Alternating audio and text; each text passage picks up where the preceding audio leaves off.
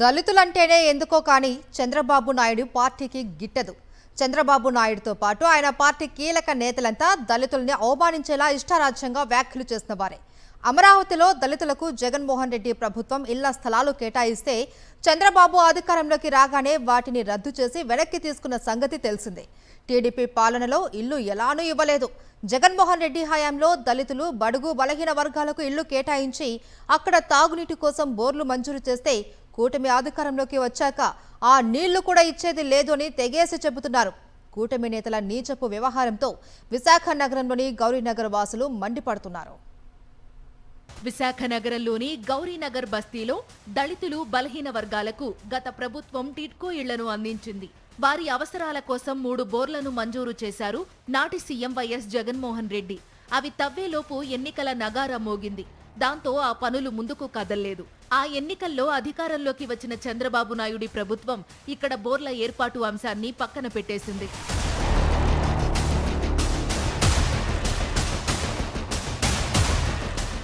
ఏడాదికి పైగా Visakha deputy mayor Sridhar నేతృత్వంలో గౌరీనగర్ వాసులు బోర్ల కోసం ఆందోళనలు చేస్తున్నారు. ఈ కాలనీ వాసులు తాగునీటి కోసం నరకయాతన పడుతున్నారు. 7 రైల్వే ట్రాక్స్ దాటుకుంటూ నీళ్లు తెచ్చుకోవలసిన దుస్థితి. ఈ క్రమంలో రైళ్ల కింద పడి కొందరు ప్రాణాలు కోల్పోయిన విషాద ఘటనలు ఉన్నాయి. గుక్కెడు నీళ్లు ఇవ్వండి మహాప్రభు అని మొత్తుకున్నా లాభం లేకపోయింది. అయితే ఆందోళనలు మిన్నంటడంతో కూటమి పాలకులు దిగివచ్చి బోర్లు తవ్విస్తామని మాట ఇచ్చారు. అయితే ఈ ఆందోళనలు డిప్యూటీ మేయర్ శ్రీధర్ నాయకత్వంలో జరగడంతో బోర్లు వేయిస్తే ఆ క్రెడిట్ వైఎస్ఆర్ కాంగ్రెస్ కు పోతుందనుకున్న కూటమి పెద్దలు 3 బోర్ల స్థానంలో 1 బోరు మాత్రమే వేసి మిగతా 2 బోర్లు వేసే ప్రసక్తి లేదని తెగేసి చెప్పారు. దాంతో కాలనీ వాసులు ఉసూరుమంటున్నారు. దళితులం కాబట్టి మాకు మంచినీళ్ళు లేకుండా చేస్తున్నారు అందుకని చెప్పేసి ఈ కార్యక్రమం మాకు మళ్ళీ బోర్లు ఆగిపోయిన బోర్లు ఏవైతే ఉన్నాయో అవి తిరిగి వేసేంత వరకు కూడా ఈ కార్యక్రమం మేము చేస్తామనేసి మేము అనుకుంటున్నాం. మరి ఈ ఇల్లు ఇచ్చారు సార్ ఇప్పుడు కిట్కో హౌస్లో జగన్ గారు ఇచ్చిన ఇల్లు మాకు.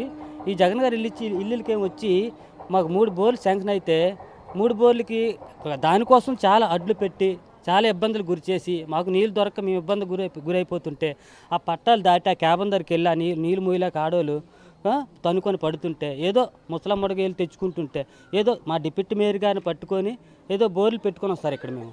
ఎండాకాలం వస్తే ఈ పేదలు నీళ్లు కొనుక్కోవలసిన పరిస్థితి. అది భారం కావడంతో అందుబాటులో ఉన్న మురుగు నీటినే కాచుకుని తాగుతున్నారు. దళితుల్లో పుట్టాలని ఎవరైనా కోరుకుంటారా అని దుర్మార్గపు వ్యాఖ్య చేసిన చంద్రబాబును దళితులు ఎప్పటికీ క్షమించలేరు.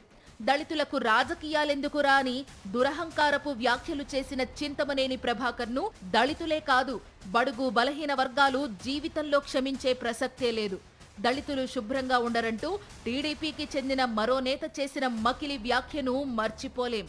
ఇంత మదంతో కొట్టుకుంటోన్న పచ్చ నేతల పాలనలో ఇప్పుడు దళితులకు నీళ్లు ఇవ్వం అని చాటి చెబుతున్నారు. గౌరీనగర్లో ఉన్న మెజార్టీ ప్రజలంతా కూడా బడుగు, బలహీన వర్గాల వారికి చెందిన వారు కావడంతో పాటు ఈ ఇల్లులన్నీ కూడా ఈ టిట్కో ఇల్లులన్నీ కూడా దివంగత నేత వైఎస్ రాజశేఖర రెడ్డితో పాటు అలాగే ఆయన కుమారుడు వైఎస్ జగన్మోహన్ రెడ్డి ఇవ్వడంతో కక్ష సాధించిన కూటమి నేతలు వీళ్ళకి మంచినీళ్లు ఇవ్వకూడదన్న ఉద్దేశంతోనే ఇక్కడ బోర్లు వేయకుండా అడ్డుకుంటున్నారని, ఈ నీరు లేక తాము తీవ్రమైన ఇబ్బందులకు గురవుతున్నామని, రైల్వే ట్రాక్లు దాటి నీరు తెచ్చుకోవాల్సిన పరిస్థితి ఉందని, సరైన నీరు లేక మురుగునీరు తాగుతూ అనారోగ్యానికి కూడా గురవుతామని ఇప్పటికైనా కూటమి నేతలు ఏవైతే 3 బోర్లు మంజూరయ్యాయో వైఎస్ఆర్సీపీ ప్రభుత్వంలో ఆ 3 బోర్లు కూడా మంజూరు చేయాలని చెప్పి డిమాండ్ చేస్తున్నారు.